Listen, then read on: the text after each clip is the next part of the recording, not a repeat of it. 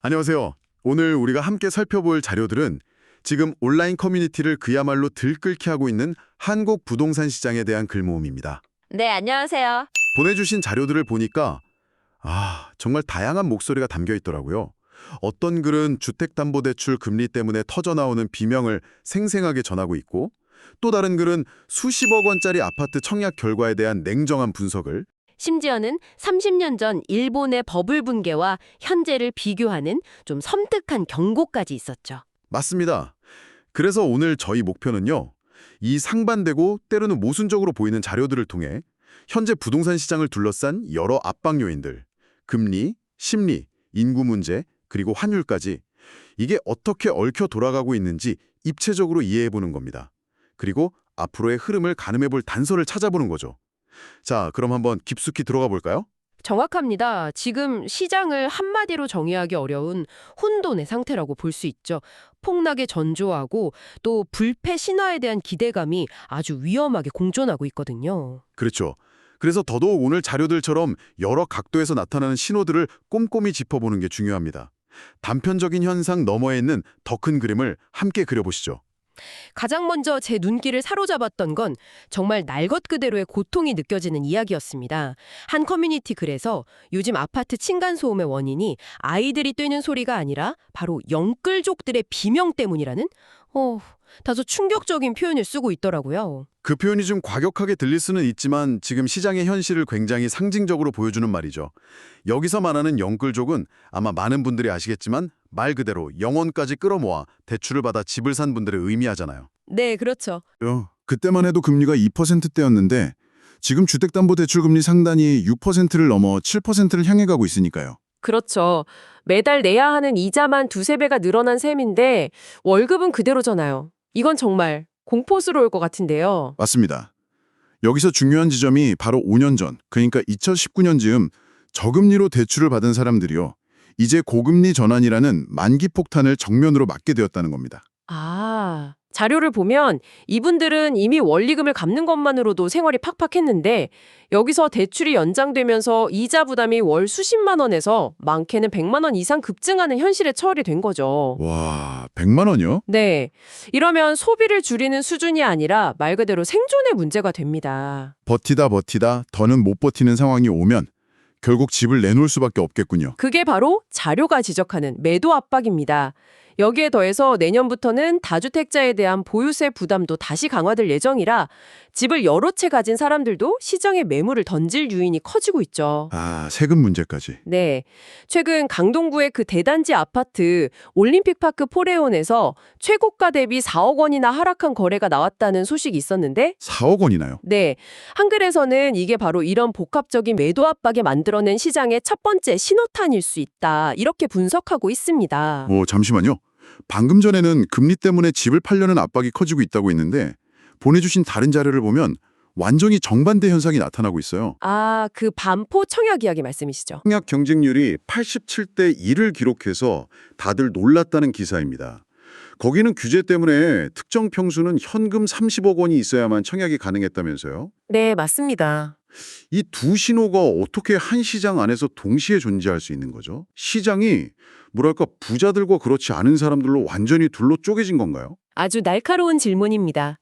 그리고 그게 바로 지금 시장의 혼돈을 보여주는 핵심적인 장면이죠. 겉으로만 보면 와, 한국의 현금 30억 가진 부자가 이렇게 많았나?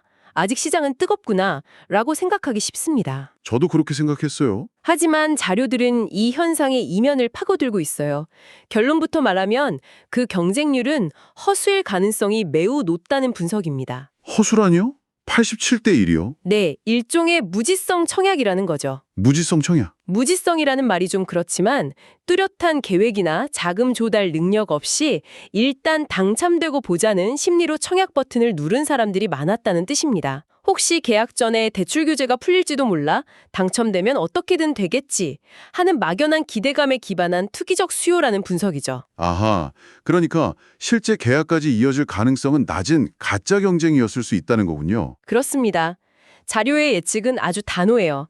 곧 발표될 실제 계약 결과를 보면 대규모 미계약 사태가 발생할 거라고 전망합니다. 아, 생각해보면 진짜 현금 30억 원을 가진 자산가라면 굳이 이런 불확실한 청약을 기다리기보다는 이미 시장에 나와 있는 좋은 매물을 바로 샀을 가능성이 높죠. 그것도 그렇네요. 게다가 계속 오르는 주담대 금리는 이런 현금 부자들에게도 심리적인 부담으로 작용할 수밖에 없고요.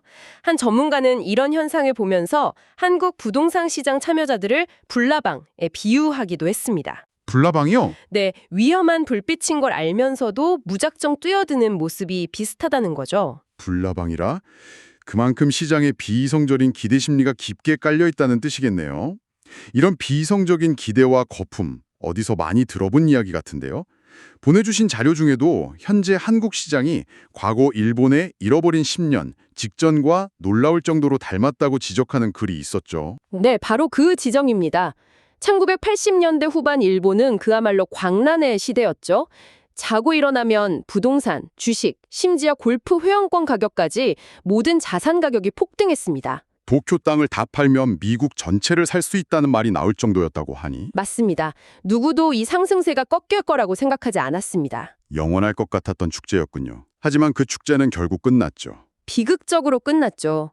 그리고 그 거품을 터트린 결정적인 방아쇠, 즉 트리거가 바로 금리 인상이었습니다. 아, 금리. 일본 중앙은행이 인플레이션을 잡기 위해 급격하게 금리를 올리자 대출의 이존에 부풀려졌던 자산 시장이 순식간에 얼어붙고 붕괴하기 시작한 겁니다. 자료는 지금 한국 상황에서 여러 섬뜩한 유사점을 찾고 있습니다. 지난 몇 년간 서울 아파트 가격이 소득 대비 비상식적인 수준으로 급등했고 최근 주담대 금리는 6%대를 넘어섰죠. 하지만 한국은행은 계속 금리를 동결하고 있지 않습니까? 일본처럼 급격한 인상은 피하고 있는 것 같은데요? 그게 바로 또 다른 딜레마입니다.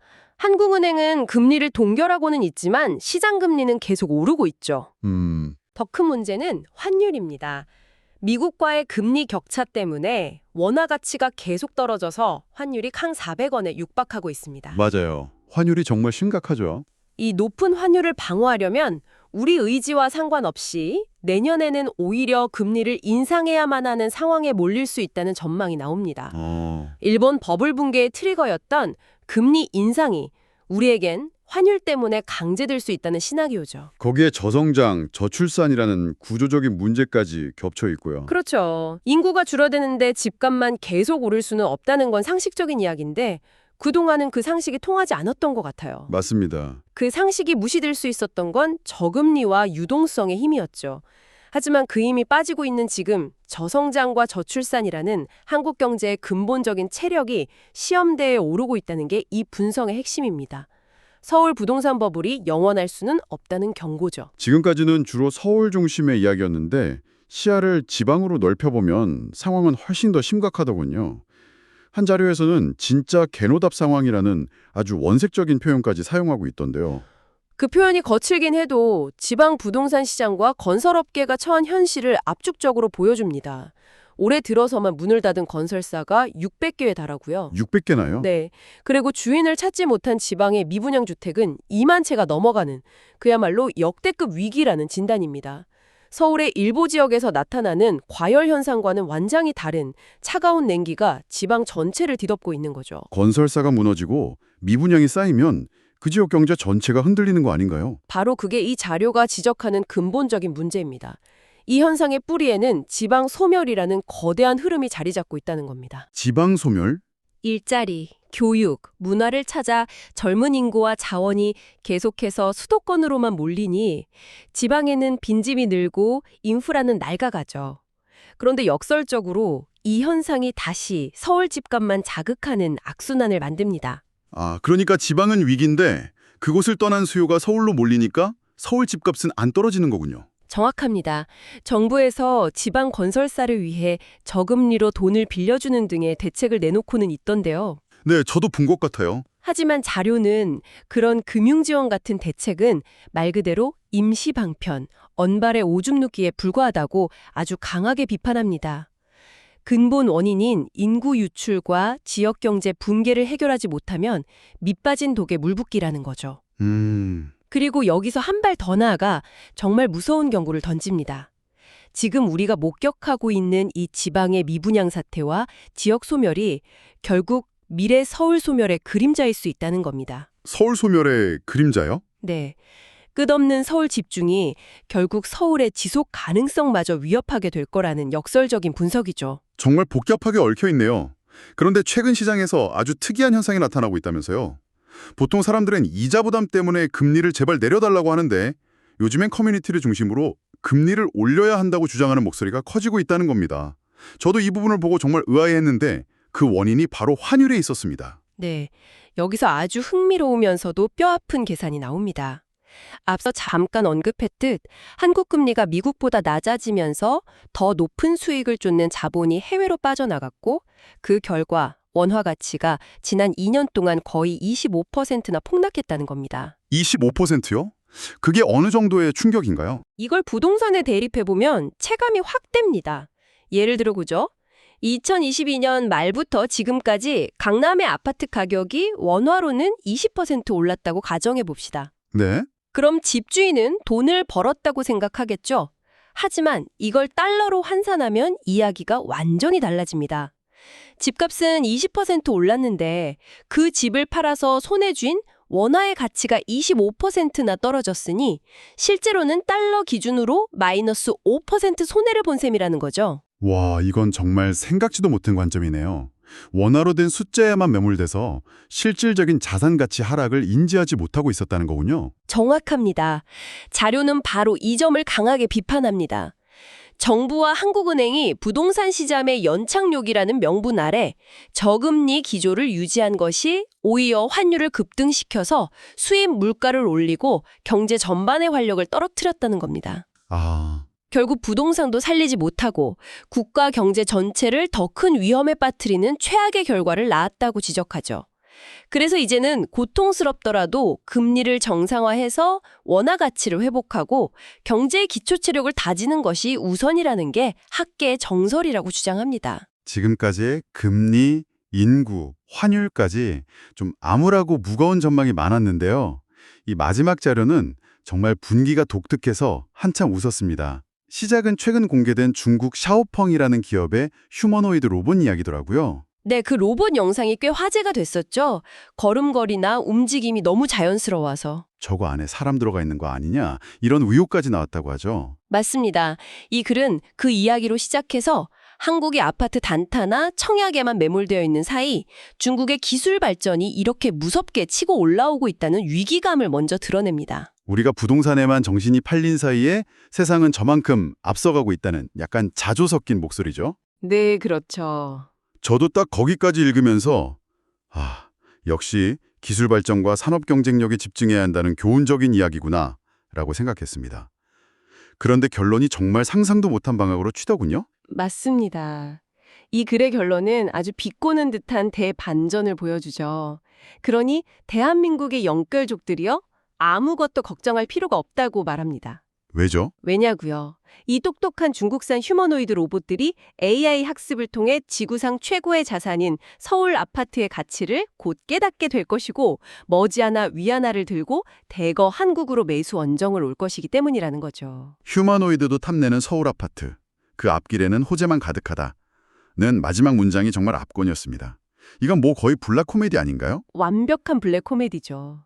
현실의 복잡한 문제들, 즉 금리, 인구, 환율 같은 어려운 이야기는 다 외면한 채 언젠가 나타날 비현실적인 구원투수, 심지어 로봇이라는 존재에 기대어 우리 아파트는 절대 떨어지지 않을 거야라는 맹목적인 믿음을 유지하려는 세태를 아주 날카롭게 풍자하고 있는 겁니다. 어떻게 보면 가장 슬픈 농담일 수도 있겠네요. 네, 그렇습니다. 자, 오늘 정말 정신없이 여러 자료들을 살펴봤습니다.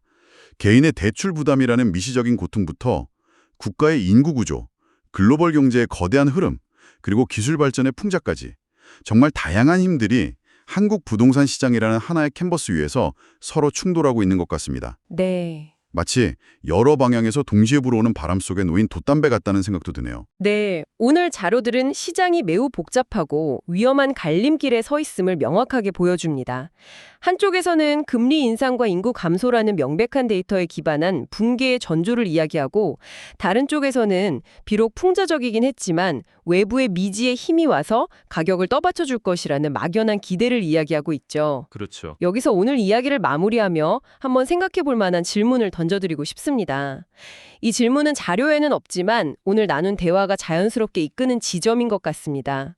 이렇게 복잡하게 얽힌 세상 속에서 우리가 한 국가 경제의 건강함과 미래의 잠재력을 측정하는 척도로 오직 아파트 가격 하나에만 집중하는 것이 과연 올바른 접근일까요? 아파트 가격이 오르면 행복하고 떨어지면 불행한 이 단순한 프레임이 혹시 바로 옆에서 일어나고 있는 휴머노이드 로봇의 부상처럼 우리가 정말로 주목해야 할 더 큰 그림을 놓치게 만들고 있는 것은 아닐까요?